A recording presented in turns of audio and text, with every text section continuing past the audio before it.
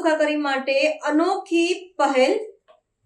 વડોદરા મધ્યસ્થ જેલમાં 1700 કેદીઓ માટે ગુજરાતી ફિલ્મ લાલો નિહાળવાનું વિશેષ આયોજન કરાયું। કેદીઓમાં સકારાત્મક જોડાણ અને માનસિક સુખાકારીને પ્રોત્સાહન આપવાના અનન્ય હેતુ સાથે વડોદરા મધ્યસ્થ જેલ દ્વારા આશરે 1700 જેટલા કેદીઓ માટે સફળ ગુજરાતી ફિલ્મ લાલોનું વિશેષ પ્રદર્શન આયોજિત કરવામાં આવ્યું હતું। જેલ પ્રશાસન દ્વારા મુખ્ય બુરુજની નજીક ખુલ્લા મેદાનમાં પ્રદર્શન યોજવામાં આવ્યું હતું, જ્યાં કેદીઓએ હળવા વાતાવરણમાં ફિલ્મ નિહાળવાનો લાભ લીધો હતો। આ કાર્યક્રમનું આયોજન વડોદરાના સંસદ સભ્ય ડોક્ટર હેમાંગ જોશીના સહયોગથી કરવામાં આવ્યું હતું અને જેલ અધિક્ષક ઉષા રાડા તથા ઉપ-અધિક્ષક મુકેશ ચૌધરી દ્વારા તેનું સંકલન કરાયું હતું। ફિલ્મના મુખ્ય કલાકારો પણ આ પ્રદર્શન દરમિયાન ઉપસ્થિત રહ્યા હતા અને તેમણે કેદીઓ સાથે સંવાદ સાધી તેમનો ઉત્સાહ વધાર્યો હતો। આ પહેલ જેલ પ્રશાસનના કેદીઓને રચનાત્મક, પ્રેરક અને તણાવમુક્ત પ્રવૃત્તિઓ પૂરી પાડવાના ચાલુ પ્રયાસોનો એક ભાગ છે। કર્મના સિદ્ધાંત પર આધારિત લાલો ફિલ્મ ગુજરાતી ફિલ્મ ઉદ્યોગ માટે લાંબા સમય બાદ એક મોટી સફળતા તરીકે ઉભરી આવ્યું છે।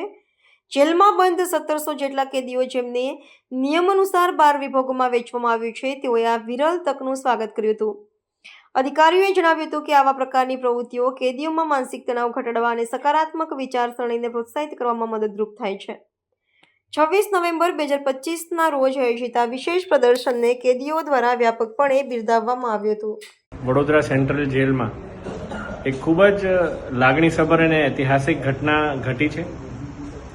સેન્ટ્રલ જેલના તમામ બંદી ભાઈઓ સાથે 1800 જેટલા બંદી ભાઈઓ સાથે સૌએ સાથે મળી અને જે ફિલ્મ સમગ્ર વિશ્વમાં ધૂમ મચાવી રહી છે અને ગુજરાતની એવી ગુજરાતી ફિલ્મ કે જે હિન્દી ફિલ્મોના પણ રેકોર્ડ તોડી રહી છે એવી આપણી લાલો, આ લાલો ફિલ્મ સૌ બંદીભાઈઓ સાથે મળી અને અમે સૌએ નિહાળી છે।